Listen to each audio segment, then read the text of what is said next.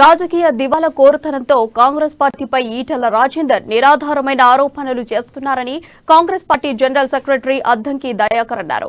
BJP party నినాదమే అబద్దాలను ప్రచారం చేయడమని విమర్శించారు.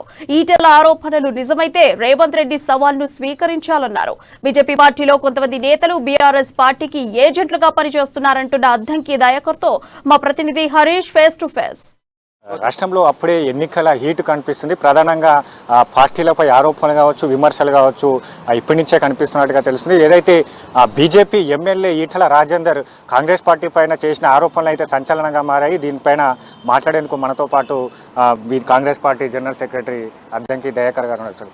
ఈటెల రాజేందర్ చేసిన ఆరోపణల పైన ఎలా చూస్తుంది కాంగ్రెస్ పార్టీ? ఈటెల గారు చేసిన కామెంట్స్ అనేవి రాజకీయ దివాలా కోరుతనాన్ని సూచిస్తున్నాయి. నిరాధారమైన ఆరోపణల వల్ల వాళ్ళ పార్టీకి ఏదో బెనిఫిట్ అవుతుందనే ఒక అంచనాతోనో, రేపు జరగబోయే అమిత్ షా మీటింగ్ కు ఏదో మేము కూడా హైప్ చేస్తున్నాం అనే ఆలోచనతోనో కనుక వాళ్ళు ఉంటే అంతకంటే రాజకీయ దివాలా కోరుతనం ఇంకొకటి ఉండదు. ఇలాంటి ప్రకటనల వల్ల రాజకీయ పక్షాల మీద కూడా ప్రజలకు గౌరవం తగ్గిపోతుంది. ఇప్పుడు వాళ్ళే 18,000 కోట్ల రూపాయలు పెట్టి మా రాజగోపాల్ రెడ్డి గారిని కొన్నారు, మా ఎమ్మెల్యే తీసుకుపోయి ఓడగొట్టి అడవాడేసిండ్రు. వారు కూడా బీజేపీకి వ్యాపార ఒత్తిళ్లతోనే అక్కడికి పోయినరు. ఇక్కడ ప్రభుత్వం ఏదో చేస్తనే ఉద్దేశంతో పోయినరు. కానీ ఇక్కడ మాకు రేవంత్ రెడ్డి గారికి ఇప్పుడు అక్కడ టీఆర్ఎస్ తో మేము కలిసిపోవాల్సిన దౌర్భాగ్య స్థితి మాకు లేదు. అది హుజురాబాద్ లో కూడా మీ కొరకు రాజేందర్ గారి కొరకు కాంగ్రెస్ వచ్చిందని చెప్పిండ్రు. మాకు ఆ అవకాశం అవసరం లేదు. రాజేందర్ అనే ఒక వ్యక్తి టీఆర్ఎస్ తో తలపడుతున్నాడు కాబట్టి కాంగ్రెస్ శ్రేణులు కూడా రాజేందర్ పట్ల సానుభూతితో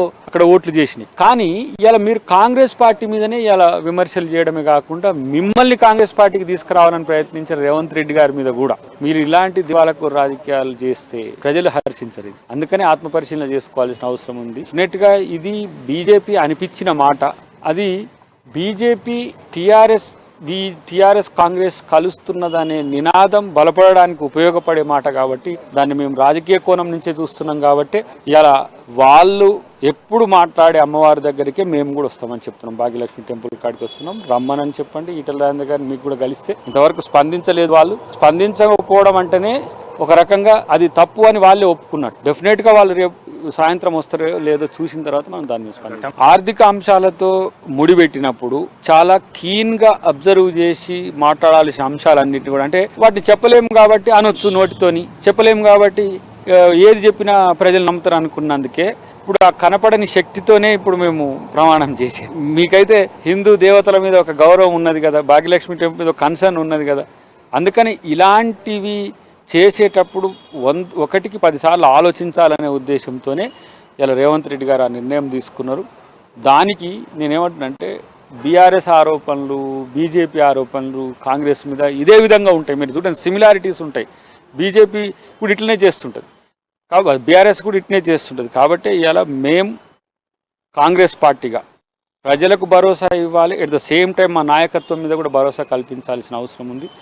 మేము నిజాయితీగా ఉంటామని చెప్పాల్సిన అవసరం కూడా రాష్ట్ర ప్రజలకు చెప్పాల్సిన అవసరం ఉంది. కాబట్టి ఇలా రేవంత్ రెడ్డి గారు ఆ నిర్ణయం తీసుకుంటూ, కానీ ఈటెల రాజేందర్ గారు ఇంకా దిగజారకుంటే మంచిదని నా యొక్క అభిప్రాయం. బీజేపీ అబద్ధాలు ఆడుతుంది, బీజేపీ అబద్ధాలు ప్రచారం చేస్తుంది, దాని మోటివ్, దాని స్లోగన్స్ అవి. కానీ మీరు కూడా వాటిని వంట పట్టించుకుంటే మిమ్మల్ని సగటు బీజేపీ అబద్ధాలకు రాజకీయ నాయకునిగా చూడాల్సి వస్తుంది తప్ప ఈటెల రాజేందర్గా చూడడానికి అవకాశం ఉండదని నాకు అభిప్రాయం. ఏ కాంగ్రెస్ అయినా అది సోనియా గాంధీ గాంధీ గారి కింద ఉండే కాంగ్రెస్. ఇప్పుడు కిషన్ రెడ్డి గారు నువ్వు ఏంది టీఆర్ఎస్ ఏజెంట్గా ఉన్నట్టు, ఇంకో పార్టీ ఏజెంట్గా ఉన్నట్టు కాంగ్రెస్ పార్టీలో ఉండరు. అందరు సోనియా గాంధీ గారి కింద ఉంటారు.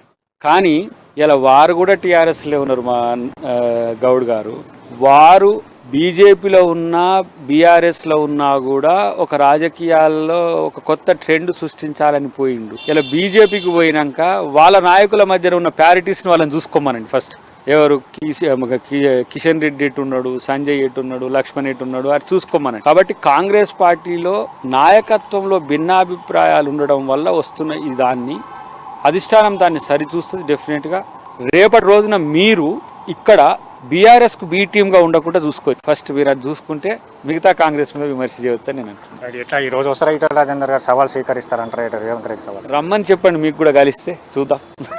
మేమైతే అక్కడికి పోయే అవకాశం ఉంది కాబట్టి ఇది మా రాజకీయ చిత్తశుద్ధికి ఇది ఒక బెస్ట్ ఎగ్జాంపుల్ నేను.